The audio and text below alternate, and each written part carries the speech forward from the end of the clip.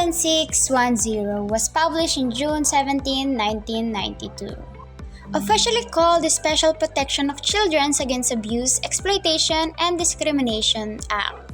Philippine government declares its commitment to protecting children from any harm. It emphasizes the state's responsibility to intervene when necessary and prioritize the best interest of children in all decisions. This section defines key terms used throughout the law. Children under the age of 18 years old or over 18 years old but still can't take care of themselves.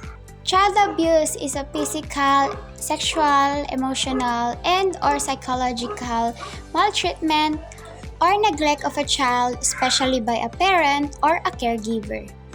Circumstances endangering children. Ito yung mga situation, environment that poses a risk of harm, abuse, and neglect, impacting their mental, social, physical, or psychological health. This can broadly categorize into physical abuse, sexual abuse, mental or psychological abuse, and neglect. Comprehensive program. This is to protect children from various forms of abuse and exploitation.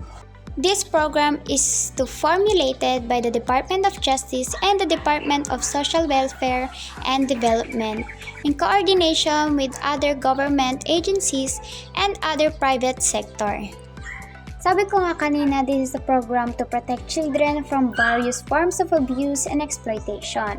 This program is to be developed by the Department of Justice and the Department of Social Welfare and Development in coordination with other government agencies and private sector organizations within 1 year of the law's effectivity. The program aims to address child prostitution and other sexual abuse, child trafficking, obscene publications, and indecent shows, other forms of abuse, and circumstances that endanger a child's survival and normal development. And once again, this program is to protect children. Section 5. This section explains that it's illegal to use a child for sex in exchange for money or anything else. It also says that forcing a child into sex even without money is also illegal.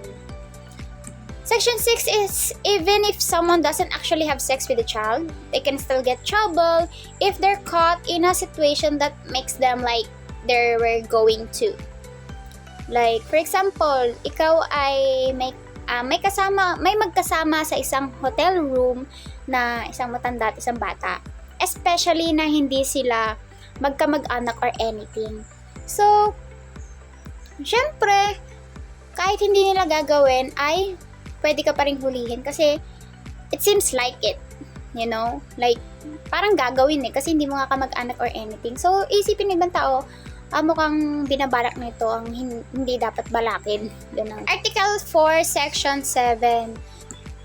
This section explains that it's illegal to buy, sell, or trade children. This could mean moving a child from one place to another to force them into work, sex, or bad situations. Section 8 naman is even if someone doesn't actually move a child to another place, they can still get in trouble pag nahuli sila na nagsasuggest or nahuli sila na ginagawa nila ng isang bagay na nagsasuggest na gagawin nila ito. For example na lang is may isang lalaki na may nakita siyang maganda. Sobrang ganda ng jeans, ganon, ang ganda babae. Then sinabi niya kahit as a joke, "Oh, you're so pretty. Parang gusto kong magkaroon ng anak with you." Na siguro pag pinost natin on social media or pinahanap or ano yung parang ano natin siya sa mga afam or something like that is an already a attempt to commit child trafficking. So, mag-ingat-ingat tayo kahit as a joke lang siya. Kasi pwede tayo mabigyan ng punishment according to the law. Article 5, Section 9. This section is about protecting children from being used in bad inappropriate things like pornographic movies, shows, or pictures. It's illegal to make a child perform in these things. Kahit na binabayaran sila or bayad sila, ganon. Article 6, Section 10. Patungkol ito sa pagprotekta sa mga bata sa mga bagay na pwede silang or na pwedeng makasakit sa kanila. Ayun. For examples are the neglect, not taking care of a child's basic needs, yung pagkain, damit, o kaya yung medical care. Cruelty, treating a child in a way that is mean or harmful, like hitting them or yelling at them. So, yon, mag-ingat-ingat. Exploitation, taking advantage of a child for personal gain. Pinagtatrabaho sila ng sobra-sobra or pinipilit silang gawin ng mga bagay na ayaw nila. Street children, especially says that it's illegal to force the street children, yung mga nasa kanto-kanto lang, to beg, sell drugs, or do illegal things. And the punishment is you can be put in prison for a long time from 6 to 12 years. And Article 7, Section 11. This section says that businesses that help or allow child abuse to happen can be punished. This include places like bars, clubs, hotels, businesses where child prostitution or sexual abuse might take place. Travel agencies, recruitment agencies, business that might be involved in child trafficking. And saunas, massage parlors, this is the business that might be involved in sexual exploitation of children. Kasi nga, di ba, pinipili, di ba? So, pag nahuli ang business na itong mga to na na-involve sila in a child abuse, pwede silang mag-close down or license revoked, or the owners can be punished. So in short, this section is about making sure that businesses are responsible for keeping children safe and not allowing child abuse to happen on their premises. So pag kayo magkakaroon ng business, ingat-ingat lang kasi malay nyo yung mga staff is ginagawa na pala nito pero ikaw as a owner hindi mo pala alam. So ingat-ingat. Article 8. Marami-rami ito kasi working children. Okay, so Section 12, the law says that children under 15 years old can't work. Pera lang sa ibang cases. Example nito ay they can only work if they are working for their own family at kung hindi ito delikado. So, even if a child is allowed to work, there are strict rules to make sure they are safe and healthy. They need to be protected, get the right healthcare, and go to school. So, pag yung bata ay hindi na napag-aaral or something like that, delikado ka. Section 13, the government is responsible for making sure that children who work still get an education. They can go to school or makakakuha sila ng special classes para matulungan silang matuto. Section 14. The law says that our children can be used in advertisement for things like alcohol, syempre alcohol, cigarettes, or violence. Kasi ang mga bagay na to ay maaaring ito talaga actually harmful ito sa mga bata. Hindi siya maaaring maging harmful, kundi harmful talaga ito sa mga bata. Section 15, duty of employer.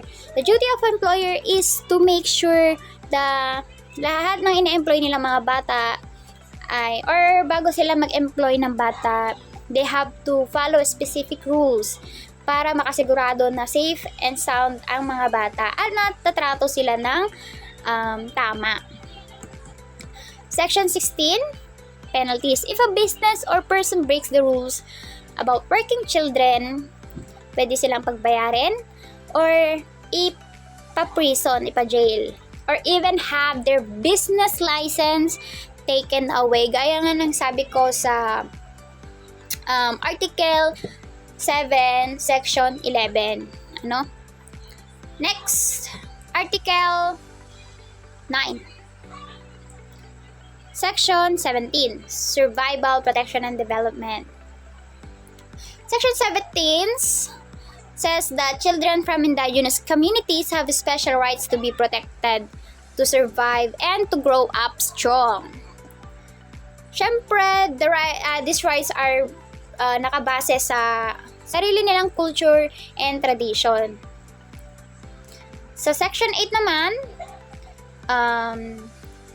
siyempre, the government is responsible for creating special schools or programs para sa mga indigenous children na bumabagay sa kanilang culture para matulungan sila na matuto. So, Section 19, Health and Nutrition. The government should make sure na mga bata ng indigenous people ay makukuha ng best healthcare at pagkain para matulungan sila na maging para mapanatili ang pagiging malusog nila. Section 20, Discrimination. The law says that it's not okay to treat indigenous children differently or unfairly because of their children. Dahil lang sa mga suot nila, kulay nila o pananalita nila, ay i-treat pa rin sila ng tama. So, 21, Section 21, Participation. Sinasabi ng law na dapat ang indigenous community ay dapat pa rin silang ma-involve in making decisions about programs na nakaka-apekto sa mga bata nila. In short, these sections are about making sure that indigenous children are treated fairly, get the help they need, and can grow up strong and proud of their culture. Yon.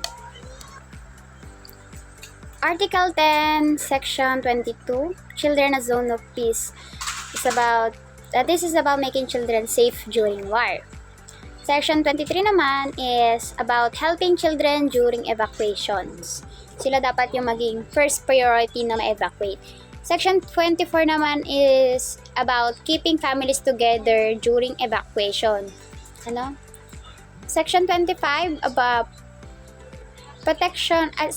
Section 25, this is about protecting children who gets arrested during war. Dapat separated sila sa mga adults, makakuha ng lawyer para matulungan sila at ma-release agad, pero lang pag may reason para i-keep sila sa prison. Section 26 is about keeping track of children during war. Dapat may list sila kung nasaan sila, ganyan, para maibigay sa government para matulungan sila kapag para matulungan agad sila kapag may war or conflict. Article 11, Section 27, who may file a complaint? Anyone can file a complaint, hindi lang yung bata na biktima. Pwede dito yung parents, yung teachers, yung neighbor, ayan, pwede yung mga yan. Section 28, protective custody of the child. So, after a crime or after assault, something like that, the government will take them to a safe place and make sure they are protected. Then, after that, they will be cared for by the Department of Social Welfare and Development. Section 29, Confidentiality. Yung biktima na bata, pwedeng itago ng government yung name nila para maprotektan sila against any harm na pwede pang dumating.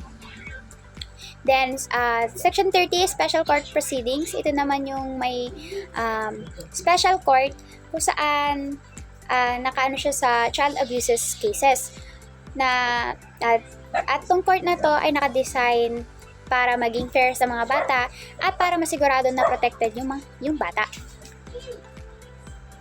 So, in short of this article or these sections are about making sure that children who have been hurt get the help they need and that people who break the law are punished. Article 12, Section 31, Common Penal Provision, makikita natin dito from A to F yung punishment ng mga gumagawa ng hindi maganda sa mga bata. Article 13, Section 32, the Department of Justice and the Department of Social Welfare and Development will work together to create rules for how this will be followed. These rules will be published in 2 major newspapers so everyone knows about them. Section 33, the government will provide the money needed para mag-work yung law na ito. The money will be included in the budget the year after the law is passed. Section 34, if a court decides that part of this law is not legal, the rest of the law will still be in effect. Section 35, any old laws that conflict with this new law are cancelled or changed para ma-match yung new law. Section 36 naman, this law will officially start after it's published in at least 2 major newspapers.